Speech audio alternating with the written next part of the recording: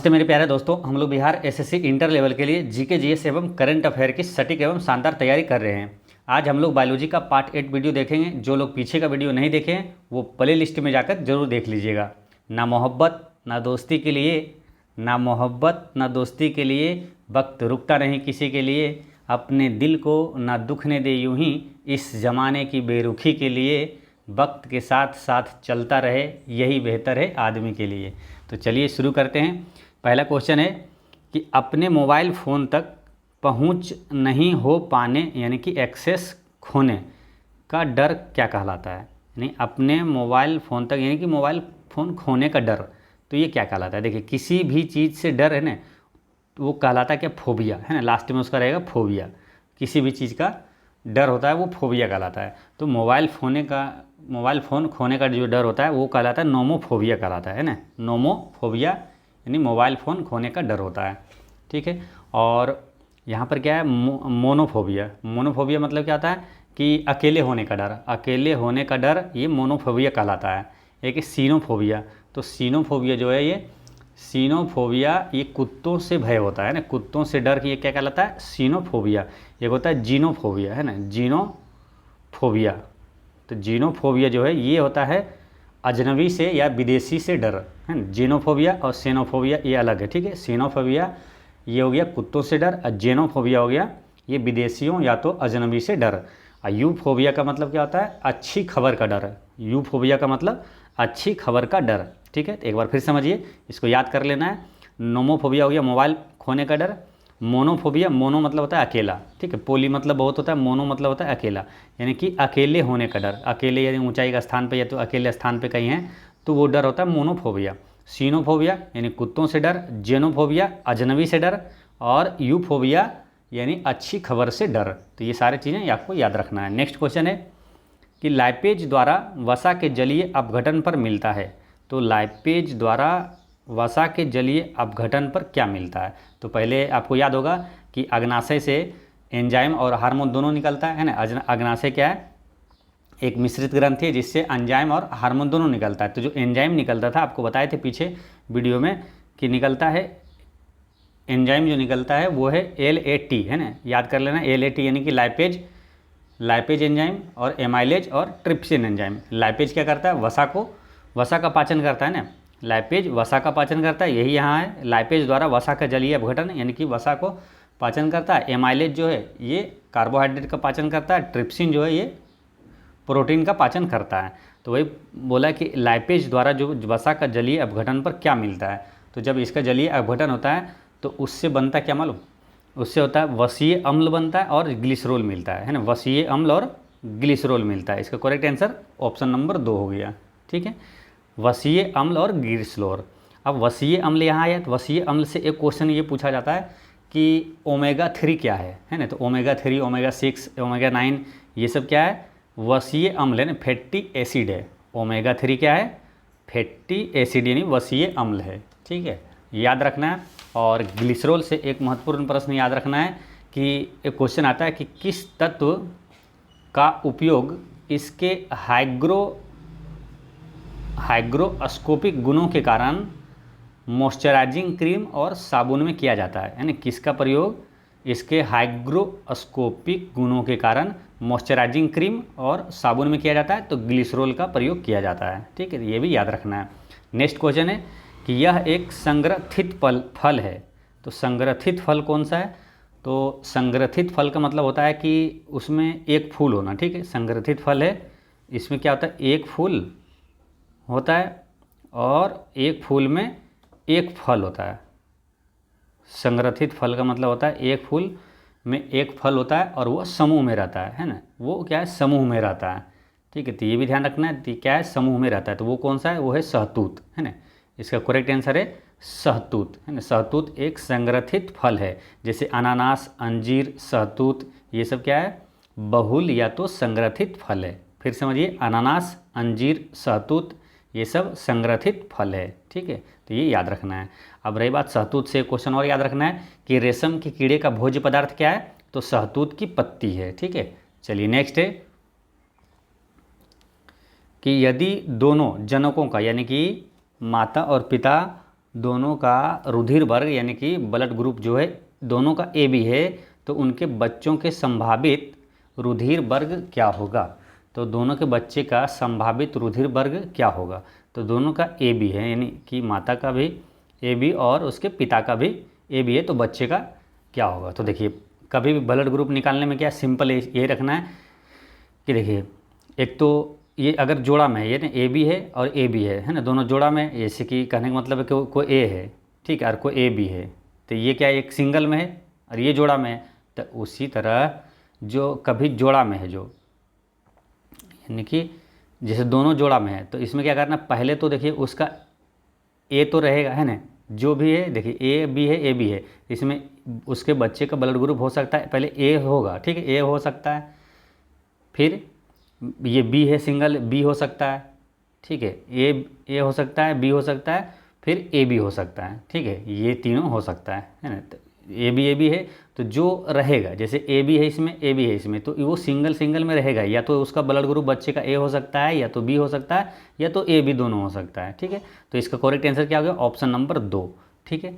अब जैसे suppose date कोई किसी का ब्लड ग्रुप ए है और माता का और पिता का भी ब्लड ग्रुप ए है, तो इसमें क्या ए है, तो ए तो लेना है, सिंगल सिंगल में जब रहेगा तो उसमें क्या अलग से एक ले लेना, क्या ओ, ठीक है, ये ध्यान रखना, या तो ए हो सकता है या तो ओ हो सकता है, ठीक है, या तो सिंगल एक है ये ए और एक है ए बी, ठीक है, तो इसमें सिंगल है ना, दोनों में जोड़ा जोड़ा नहीं है, तो जो है वो तो रहेगा ही, ठीक है, ये वो लेकिन अलग से ओ लेना है, समझ रहे बात को। जब जोड़ा जोड़ा में था ए बी और ए बी, तो उसमें तो कोई दिक्कत नहीं, ए और बी और ए बी हो गया, लेकिन अगर दोनों में से किसी का भी सिंगल हो तो एक ओ अलग से लेना है, ये ध्यान रखना है, एक ओ यानी जोड़ा पूरा देना है, तो एक ओ अलग से लेना है। इसका मतलब क्या हो गया, अगर माता का ए पिता का ए बी यानी कि किसी का भी किसी यानी पिता का ए या तो माता का ए बी हो, तो उसके बच्चे का यानी उसके संतान का ब्लड ग्रुप क्या होगा, एक तो ए होगा, फिर बी होगा और एक ओ होगा, ठीक है।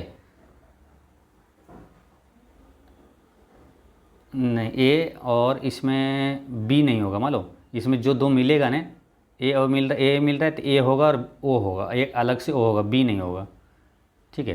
एक बार फिर से समझिए, देखिए माता का ए है, पिता का बी है, यानी किसी का भी पिता का ए हो या तो माता का ए बी हो, तो इसमें क्या है, एक तो ए होगा जो दोनों में मिल जाएगा, है ना, ए होगा और एक ओ होगा अलग से, तो इसका बच्चे का ब्लड ग्रुप ओ हो सकता है, ठीक है। चलिए एक और लेते हैं ये वाला, जैसे किसी माता या पिता का ए हो और माता या पिता का बी हो, तो उसका बच्चे का ब्लड ग्रुप क्या होगा। तो देखिए इसमें सिंगल सिंगल है तो एक तो ओ लेना है अलग से, लेकिन उसका हो सकता क्या, देखिए इसमें ए है और इसमें बी है, तो इसका हो सकता क्या मालूम, एक ए हो सकता है या तो बी हो सकता है, या तो ये दोनों ए बी हो सकता है, या तो एक ओ अलग से लेना है, ए बी, ए या बी या तो ए बी या तो ओ, इसका ब्लड ग्रुप ये हो सकता है, ठीक है। अगर मान के चलिए बी है, दोनों का बी और बी है, तो क्या होगा, तो एक बी होगा बच्चे का और एक क्या होगा ओ, अलग से लेना ओ, या तो बी होगा या तो ओ होगा। उसी प्रकार अगर ए है, दोनों का ए और ए है, तो बच्चे का क्या होगा, बच्चे का ए होगा या तो ओ होगा, ठीक है। ऐसे निकालना है ब्लड ग्रुप, ठीक है। तो ऐसे मोटा मोटी समझ गए होंगे। चलिए तो इसका आंसर क्या हो गया था, ऑप्शन नंबर 2 हो गया था, ठीक है।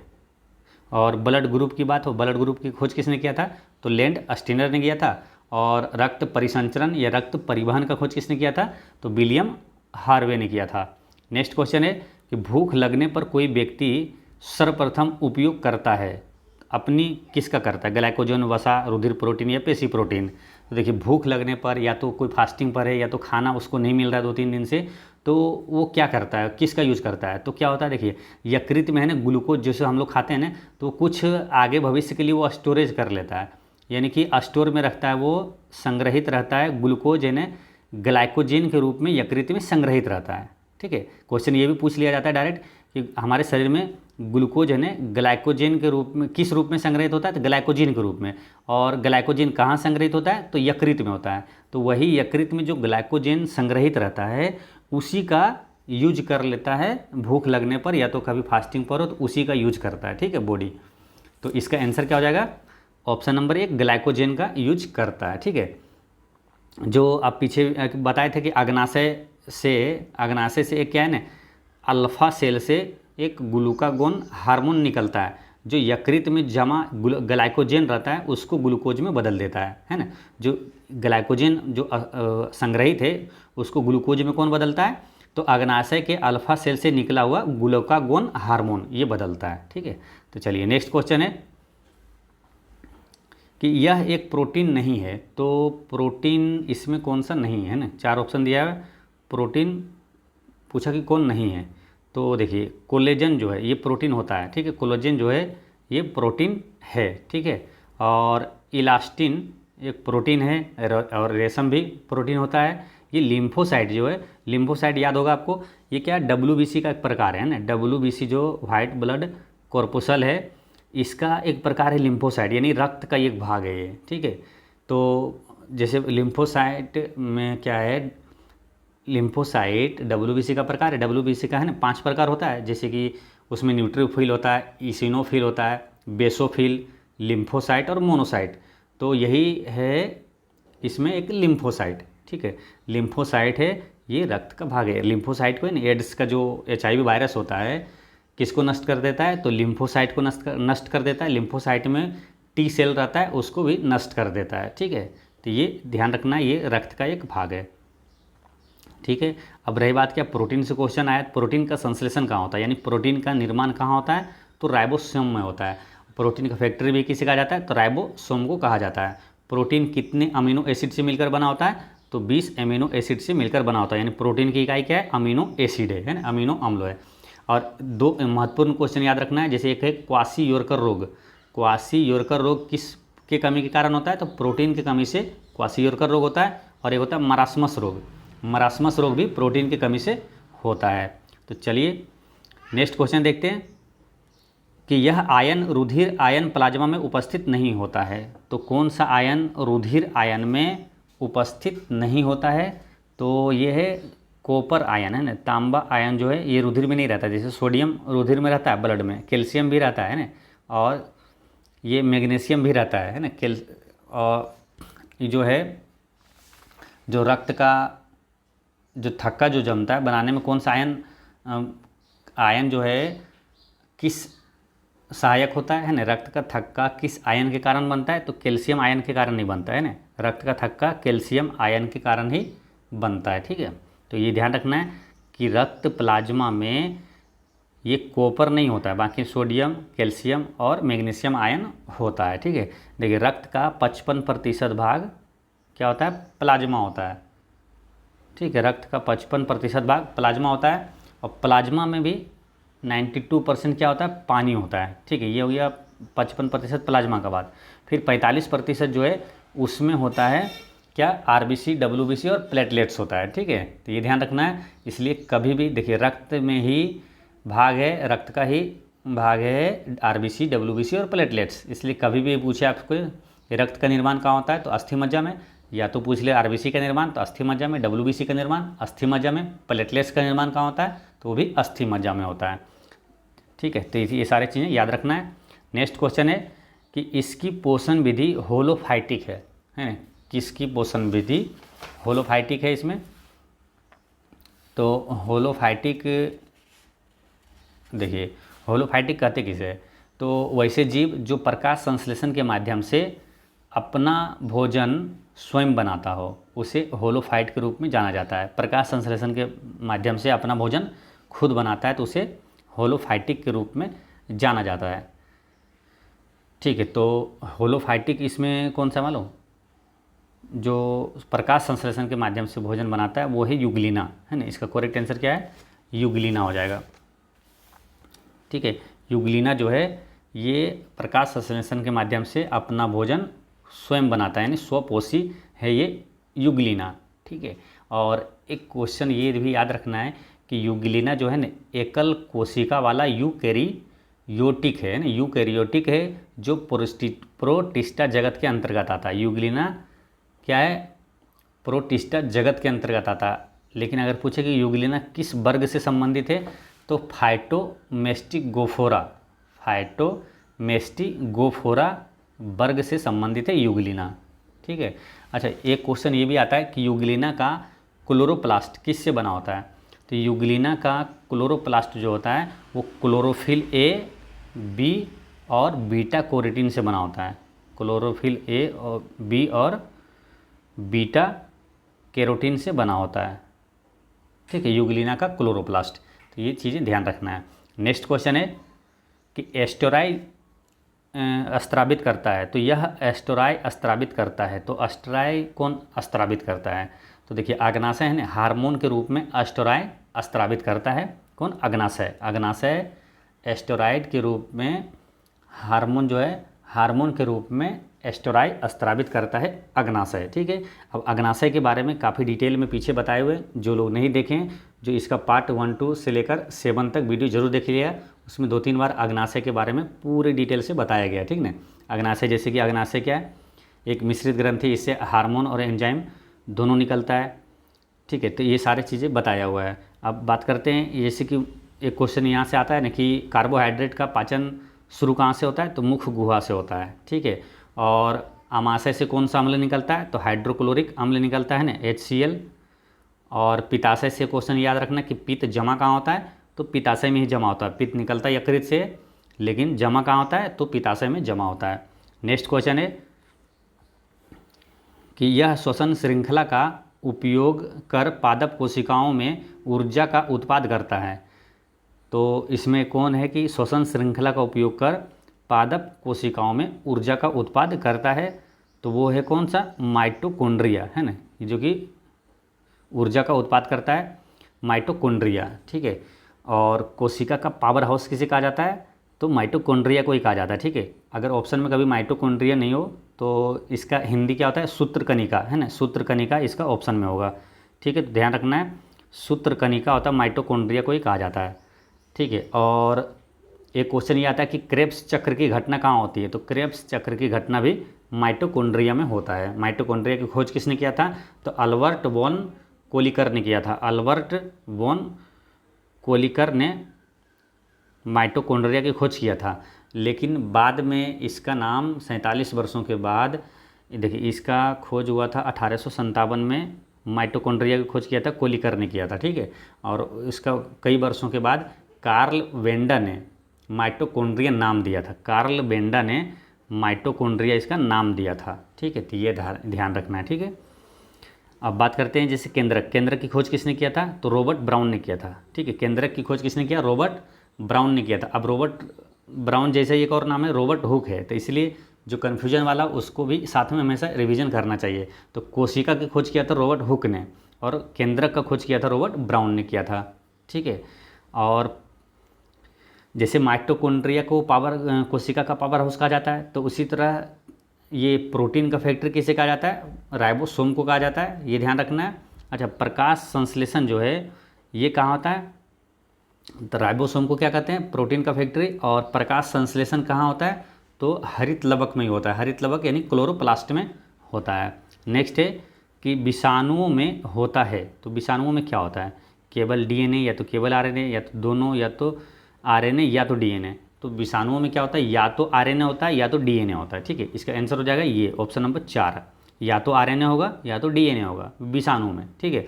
लेकिन जीवाणु में बात करें, बैक्टीरिया में, तो ये दोनों होता है, RNA और DNA दोनों होता है, तो ये भी ध्यान रखना है।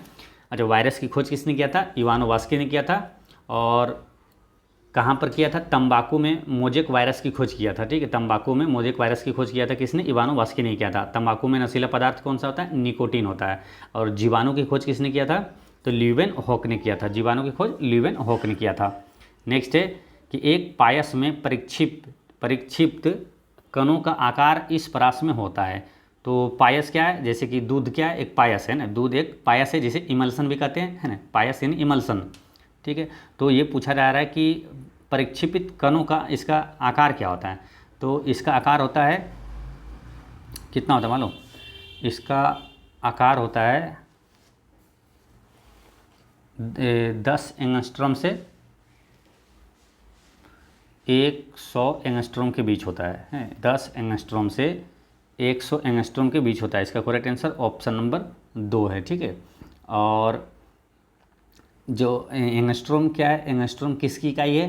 तो ये तरंगदैर्घ्य की इकाई है ना, तरंगदैर्घ्य का एसआई मात्रक होता है एंगस्ट्रॉम, और एक एंगस्ट्रॉम बराबर कितना होता है, एक एंगस्ट्रॉम बराबर होता है 10⁻⁻10 मीटर होता है, ठीक है। अच्छा, एक क्वेश्चन ये भी आता है ना इस तरंगदैर्घ्य से कि किस रंग में तरंगदैर्घ्य सबसे अधिक होता है, तो लाल रंग में तरंगदैर्घ्य सबसे अधिक होता है और सबसे कम बैगनी रंग में होता है। नेक्स्ट है कि वीकर मूलतः होते हैं, तो वीकर मूलतः क्या होता है, तो वीकर क्या है, देखिए वीकर है ना घास, बांस, लताएं ये सब में पाया जाता है, ठीक है।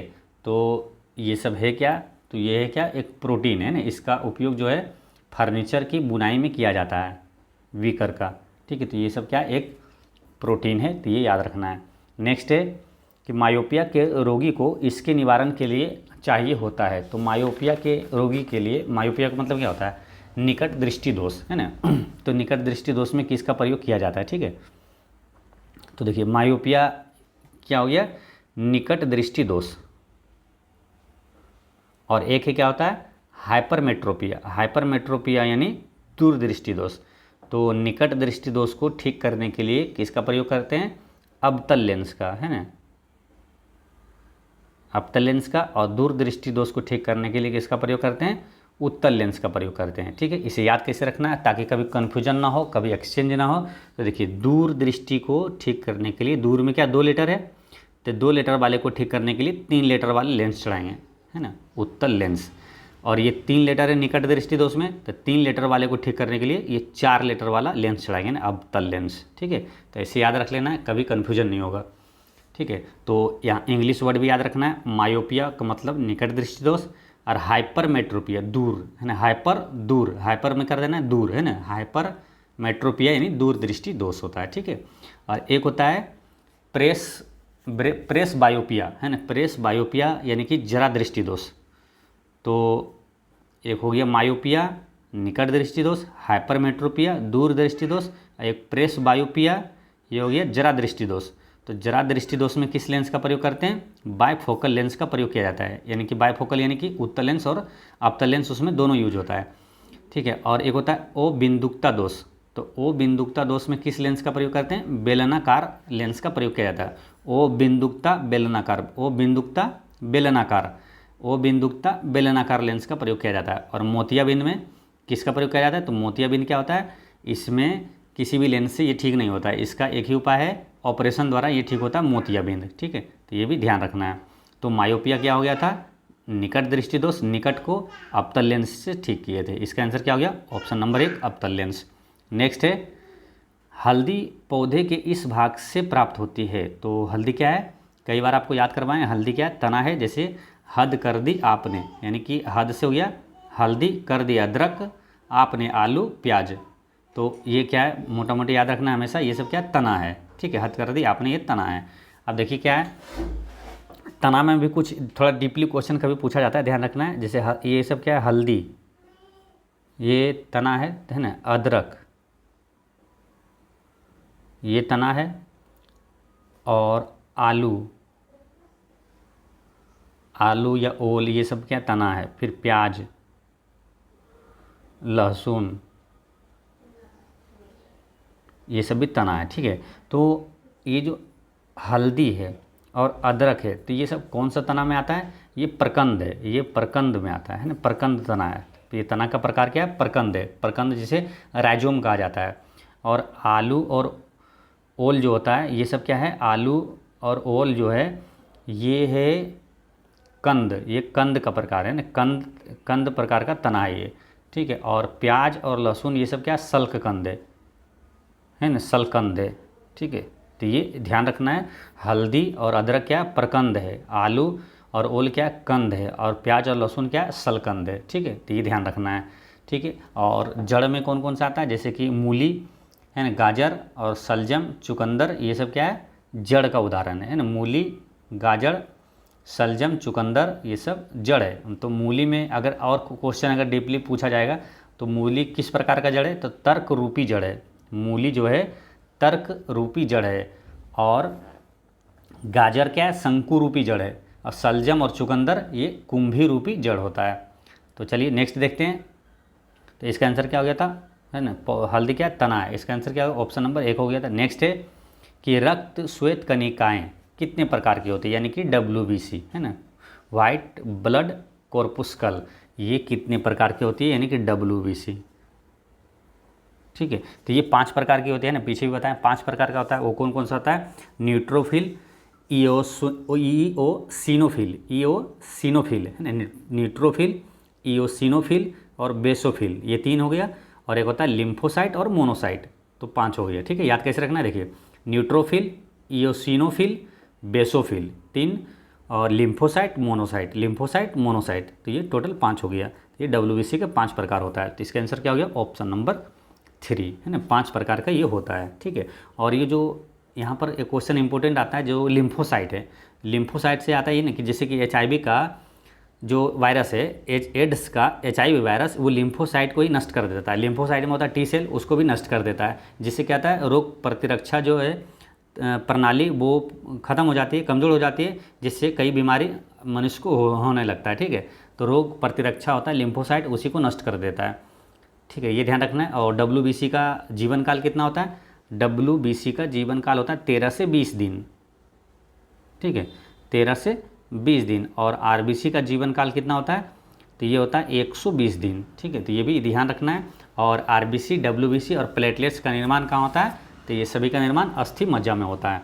नेक्स्ट क्वेश्चन है कि लसिका इसमें उपस्थित है, तो लसिका इसमें उपस्थित है, तो लसिका क्या है? लसिका एक संवहन उत्तक है। ठीक है, लसिका क्या है? एक संवहन उत्तक है। जैसे कि देखिए, जो हड्डी, टेंडन जो कि मांसपेशियों को हड्डी से जोड़ता है, और लिगामेंट जो कि हड्डी को हड्डी से जोड़ता है, और रक्त, लसिका, लिम्फ, ये सभी संवहन उत्तक है। ठीक है, फिर समझिए, हड्डी, टेंडन, लिगामेंट, रक्त, लसिका, लिम्फ, ये सभी संवहन उत्तक है। उसमें भी रक्त जो है एक तरल संयोजी उत्तक है, ये भी ध्यान रखना है, रक्त एक तरल संयोजी उत्तक है। तो वही पूछा है, ये कौन सा लसिका कौन सा उत्तक है? तो ये संवहन उत्तक है ना, तो ये ध्यान रखना है। नेक्स्ट है कि पीलिया रोग में रुधिर में निम्न की मात्रा बढ़ जाती है। तो पीलिया रोग में क्या होता है? बिलिरुबिन की मात्रा बढ़ जाती है ना, पीलिया रोग में बिलिरुबिन की मात्रा बढ़ जाती है। तो इसका आंसर क्या हो जाएगा? Option number 1। पीलिया कौन सा रोग है? इसे हेपेटाइटिस भी कहते हैं, जोंडिस भी कहते हैं, है ना। ये सब क्या है? एक ही रोग है, एक ही रोग का नाम है पीलिया, हेपेटाइटिस या तो जोंडिस। और ये कहाँ होता है? तो ये यकृत में होता है, यकृत में होने वाला ये रोग है। और ये सब किससे होता है? पीलिया से। पीलिया जो ये वायरस से होने वाला रोग है। नेक्स्ट है, कौन सबसे बड़ी ग्रंथि है? तो सबसे बड़ी ग्रंथि कौन सा है? तो पीछे भी कई बार करवाएं, यकृत है ना, यकृत है सबसे बड़ी ग्रंथि। और यकृत के बारे में डिटेल से आपको बताएं, ठीक है ना, कि यकृत सबसे बड़ी ग्रंथि है। सबसे छोटी ग्रंथि कौन सा है? पीनियल ग्रंथि है। और लीवर को ही यकृत कहा जाता है, यकृत को ही जिगर कहा जाता है। और ये क्या है? एक बहिःस्रावी ग्रंथि है। और यकृत का वजन कितना होता है? 1.5 kg होता है ना, 1.5 किलो होता है यकृत का वजन होता है। और पित्त का स्त्राव कहाँ से होता है? तो यकृत से होता है, पित्त का स्त्राव यकृत से होता है। और जो विटामिन ए रहता है, विटामिन ए कहाँ संग्रहित रहता है? तो वो यकृत में ही रहता है। देखिए, पित्त का स्त्राव होता है यकृत से, और पित्त जमा होता है पित्ताशय में। विटामिन ए कहाँ संग्रहित होता है? यकृत में। और ग्लूकोज जो है ग्लाइकोजेन के रूप में कहाँ संग्रहित होता है? तो यकृत में होता है।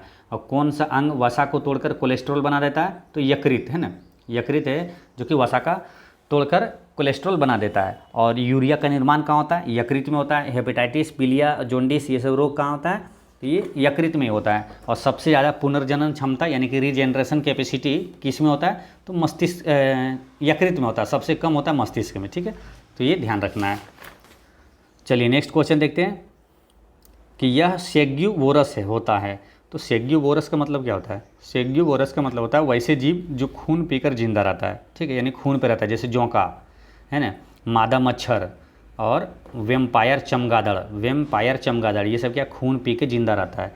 तो इसका आंसर क्या हो गया? मच्छर है ना। ठीक है, ये सब क्या है? सेग्यूवोरस होता है। नेक्स्ट है कि कौन मास्टर ग्रंथि कहलाती है? तो मास्टर ग्रंथि किसे कहा जाता है? तो पीयूष ग्रंथि को मास्टर ग्रंथि कहा जाता है। और इसे ही पिट्यूटरी ग्रंथि भी कहा जाता है। ये कहाँ पाया जाता है? मस्तिष्क में रहता है। सबसे बड़ी ग्रंथि कौन सा है? यकृत। सबसे छोटी ग्रंथि कौन सा है?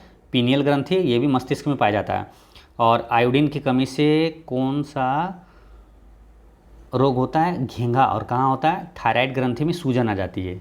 ठीक है, थायराइड ग्रंथि कहाँ होता है, ये गले में पाया जाता है। और एड्रीनल ग्रंथि से क्या ध्यान रखना है कि आपातकालीन हार्मोन जो है किसे कहा जाता है, एड्रीनलिन हार्मोन को आपातकालीन हार्मोन कहा जाता है, और ये निकलता है एड्रीनल ग्रंथि से, जिसे अधिवृक्क ग्रंथि भी कहा जाता है। और रही बात अग्नाशय की, तो अग्नाशय एक मिश्रित ग्रंथि है जिससे हार्मोन और एंजाइम दोनों निकलता है, और जैसे कि इंसुलिन का स्राव कहाँ से होता है, तो अग्नाशय से होता है।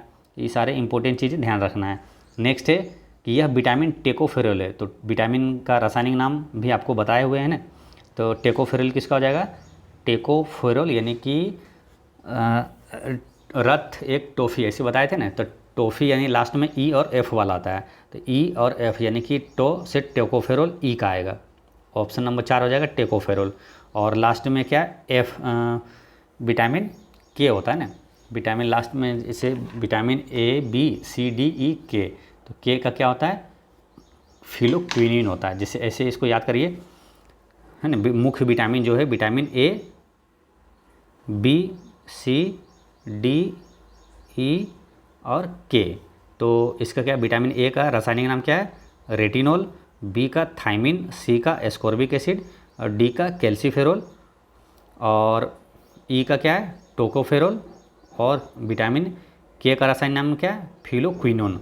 इसे याद ऐसे रख लेना है, रथ एक टॉफ़ी, है ना, रथ पर एक टॉफ़ी, पर को साइलेंट रखना है, रथ पर एक टॉफ़ी, यानी रथ से हो गया रेटिनोल और थायमिन, एक से हो गया एस्कॉर्बिक एसिड, है ना, विटामिन सी का रासायनिक नाम एस्कॉर्बिक एसिड, और को से हो गया कैल्सीफेरोल, विटामिन डी का रासायनिक नाम कैल्सीफेरोल, रथ एक और टॉफ़ी यानी कि विटामिन ई, और के का नाम क्या हो जाएगा, ई का टोकोफेरोल और के का फिलोक्विनिन हो जाएगा। ठीक है, तो ये ध्यान रखना है। और विटामिन के बारे में जितने इंपॉर्टेंट क्वेश्चन है सभी क्वेश्चन को बताया गया, यानी विटामिन से एक भी क्वेश्चन नहीं छूटेगा आपको भविष्य में, उतना डिटेल से बताया गया, पीछे वीडियो में जरूर देख लीजिएगा। जैसे विटामिन की खोज किसने किया था, कासिमिर फंक ने किया था। विटामिन ए का खोज किसने किया, तो विटामिन ए का खोज मैकुलन ने किया था। विटामिन ए और बी दोनों का खोज मैकुलन ने किया था।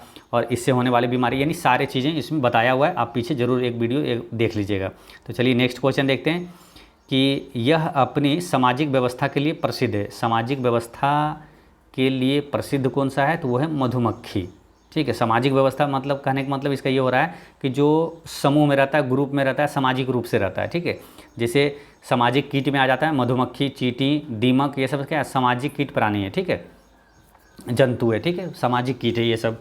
तो वही पूछा है कि जो सामाजिक व्यवस्था के लिए फेमस कौन सा है, तो ये मधुमक्खी है। ठीक है, मधुमक्खी क्या है, ये उसमें सिस्टम से शासन होता है, सिस्टम से चलता है, उसमें कोई मंत्री होता है, रानी होती है। ठीक है, और कहीं भी जाएगा तो झुंड में जाएगा, वो डांस के, नृत्य के द्वारा, है ना, एक दूसरे का बात को समझता है, और रास्ता किधर जाना है वो सब समझता है ना। मधुमक्खी में काफ़ी गुण होता है सब में। और मधुमक्खी का पालन क्या कहलाता है, तो एपी कल्चर कहलाता है। देखिए, मधुमक्खी और रेशम कीट पालन हमेशा एक साथ याद रखना है ताकि कन्फ्यूजन ना हो। देखिए, मधुमक्खी पालन एपी कल्चर होता है और रेशम कीट पालन सेरीकल्चर होता है। ठीक है, दोनों एक जैसा लगता है, इसलिए इसे कन्फ्यूजन ना हो, याद ऐसे कर लेना है। मधुमक्खी पालन, मधुमक्खी को क्या पी सकते हैं, यानी एपी कल्चर पी सकते हैं, एपी कल्चर। रेशम कीट पालन का सेरीकल्चर, रेशम सेरी, है ना, रेशम कीट पालन सेरीकल्चर कहलाता है। अच्छा, शहद में जो मीठापन होता है किसके कारण होता है, फ्रक्टोज के कारण होता है। और सबसे मीठा शर्करा कौन सा होता है, तो वो फ्रक्टोज ही होता है। ठीक है, ये ध्यान रखना है। नेक्स्ट है कि नायलॉन इसके एकलकों के मध्य इस प्रकार का बंध है। तो किस प्रकार का बंध है नायलॉन, तो नायलॉन जो है इसके बीच का जो बंध होता है वो एमाइड होता है। ठीक है, इसका आंसर हो गया एमाइड होता है। ठीक है, देखिए नायलॉन क्या है, एक पॉली एमाइड समूह है। नायलॉन एक पॉली एमाइड समूह है, यानी कि इसके एकलकों के मध्य कौन सा बंध होता है, तो एमाइड बंध होता है। ठीक है, और अच्छा, मानव द्वारा बनाया गया पहला जो कृत्रिम रेशा है वो कौन सा था, तो वो था नायलॉन ही। ठीक है, नायलॉन ही मानव द्वारा बनाया हुआ पहला कृत्रिम रेशा है। और प्राकृतिक रेशा में आता है जैसे कपास, ऊन, रेशम, ये सब क्या प्राकृतिक रेशा है।